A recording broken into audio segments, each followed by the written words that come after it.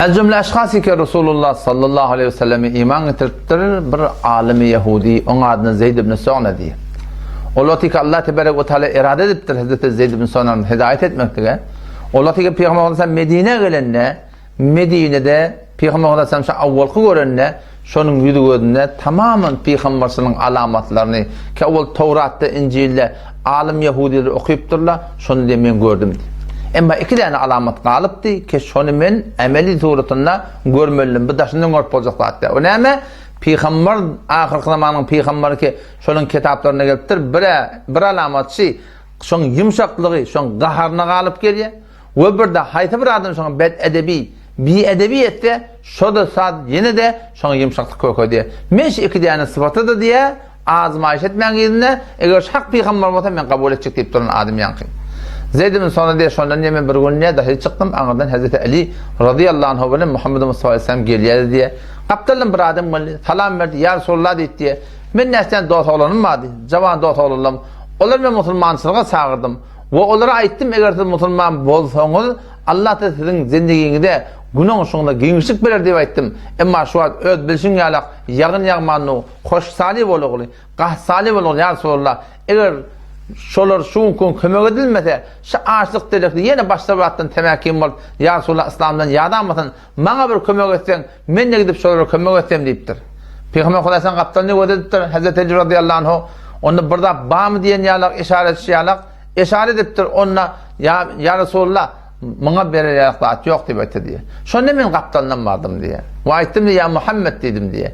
Eğer sen dedim diye falan bağın hurmatından falan mıqdar bana bersen falan vaqtda men sana dedim diye qard vereyim. Bolyar onna yani Peygamber aytdı diye falan bağın meyvatından ya hurmatından ifşat etme deyiptir. Biz sana şıl mıqdar hurma veriyat, falan vaqtda beriyat, şu suretine söz veriyalla, mamla uriyalla, şu Türkmenin göklüğünü o şu suretinde var rahim teyten mıtkal qıl diye men haltamdan çıkarıp diye Resulullah verdim diye. O Peygamber Aleyhisselam'ın yankını şol yankı gelin adama tevil verip de şöyle dedi diye sen elbette şöyle tevil Müslüman doğulluğuna payladı deyip diye. Şonlukla vakt geçti diye. Falanca vakt geçenden sonra men şu tağda diye şun iğrında, şun bırakmanı imtihan edecek men. Aya bağın şu Tevrat'ta gelin zatçı mı?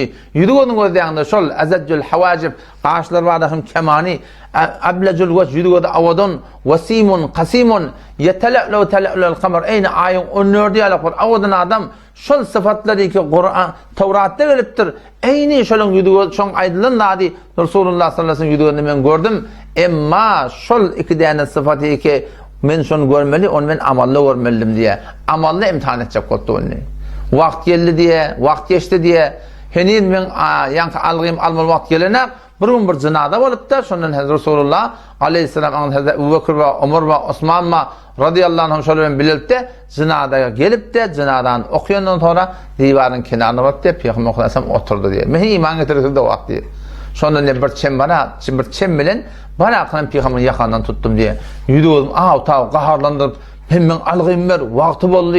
Siz Abdülmuttalib'in oğulları fakat almamel yağı mesin arağında yaşap şuforum bildim. Alacak vatın alyanı verme vatı verenler şuforum siz adamla deyip diye şuforum diye Peygamber sana qatıdım mı qaharlandım diye. Şonda diye teoremi bir koy dedim diye Hazreti Ömer radıyallahu anh gözler diye şeyler diye doğruya qahardan qaharlanıp Allah'ın düşmanı gömer Resulullah'ın deyiptir. Aytyan gurun ne deyiptir. Şeytmeden Peygamber bilen Allah bilen qasam ol zati bilen qasam kimin canım şoğul ne deyip diye Hazreti Ömer eğer Peygamber'in celletinin hürmeti olmasa sen kellen keder men etti. Peygamber Aleyhisselam men gö dedim diye onu da men şu qahar bilen hem de bana yılcap diye mehribani bilen men gö deyipti diye. Şondan deyip diye Hazreti Resulullah Aleyhisselam ya Ömer deyip diye sen bir de bir gurun aytmalı deyip diye. Sen bana aytmalı gurun şey ki ya Resulullah şun eğer sen de önçek vaktını önçek itlaptı vakt olana sen şunu önçek bersen de olacak ve bana da sen qavluq bilen sen marahim algın alanda bolmayam deyip sen bizim ikimiz de şufarmır yumşaklıkla netiqat vermeli diye.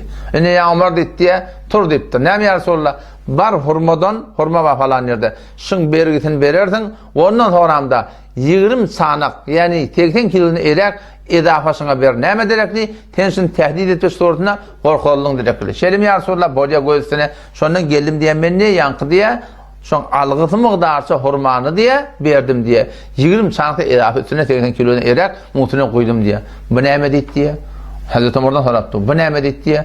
Onu ola algyň diýipdir. Bu da ýa-ni sen tehdit edildigim direkli Peygamber sana edafe berdi diýip aýtdy diýdi.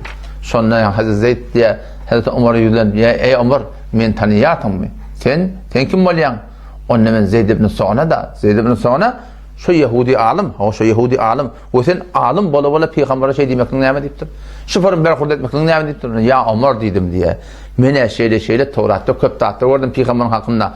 Rengini göreňde, ýüzüni göreňde. Şu form eýni Kur'an Tawratdaky gelen nat azharul lawn awdan adam Agnel Arnayn burnu keşide şu Tawratynda burnundan bir nur ablazul wajh form awadan wasimun qasimun awadan adam şu Tawratynda men ya zahirul wada'a bir nurani adam ki Tawratda wasfedildir. Men şol adam Peygamber tanıdım. Ýöne iki däne sıfat ba. Şonu men imtihan et görmelim. Näme sıfaty?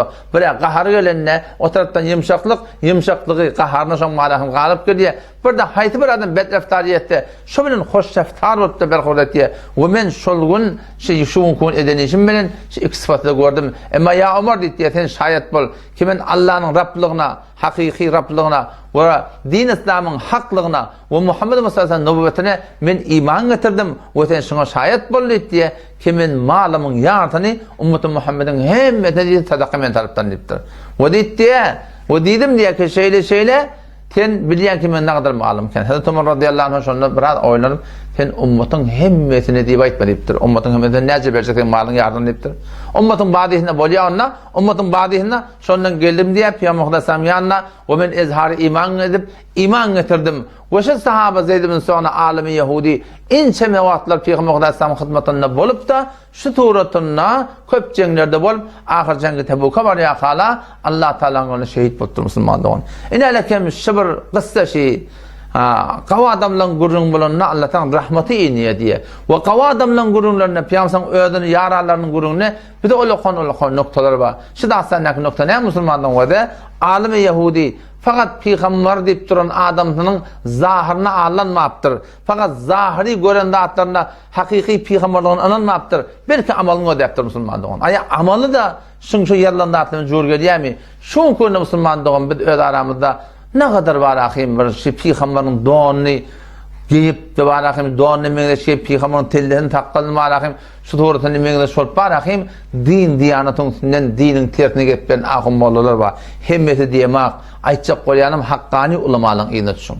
Haqqani ulamalar kim bolýar? Ol bir adamlar eki aýtjan keplerin bolup berden geten, aýtjan keplerime şeriat dengetin şu Türkmeniň arasynda ahonyň eden etmeli, diýen etmeli her bir ahon garaz bar ahim, şoňa bar ahim bir taňa diýsem bar ahim, şoň aýtjan ýalňyş diýmelärmi hadiýaty? Bele de musulmandyň.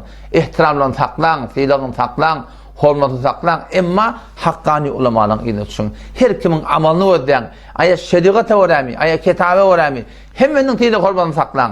Emma maňa taňa kim muktada, kim peşwa, biz dini kimden öğrenmeli, akideden kimden öğrenmeli, amalı kimden öğrenmeli, ahlakı kimden öğrenmeli? Ha biz ahummalı da bizde de yanlış olmayan nedir? Ol yanlışlar mahvetme olur. Emma ulgu ulamalar, ol bir ulamalar ki vağın Kur'an'a vore, şeriata vore, sünnete vore amel etdiýärler bolsa, şol ulamalar maňa taňa diýanaty dogry toratna köýük edýär musulmandygyň. Onuň şu taýdan biz hem şu ummarahim ameli ödäp barahim Allah Taala aýdan näwere bolmaly. Hudaý Taala Kur'an'a näme diýär? Ve kunu ma'as sadiqin. Dogry söle bilen bol diýipdir.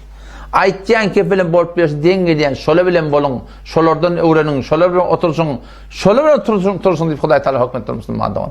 Ve meni hem şu umkun şeýle her bir ahun molla şoňkun ne kadar adamlar var şilla bassa din diýanyny kulen abraýnaly haram iketip haram edip şu forum jamaada ahun bolan bet kökep musulmandygyň şol adamlar var ahim biz hiç onwan olgu tutmalylar. Hiç onwan olan emelkerdinden başdaki ulamaý haqqani marahim zil saat alıp ahuly näwdi musulmandygyň bele gazabet etmelerden. Allah hemje tawfik bersin. Vesselamu aleykum ve rahmetullahi ve berekatuhu.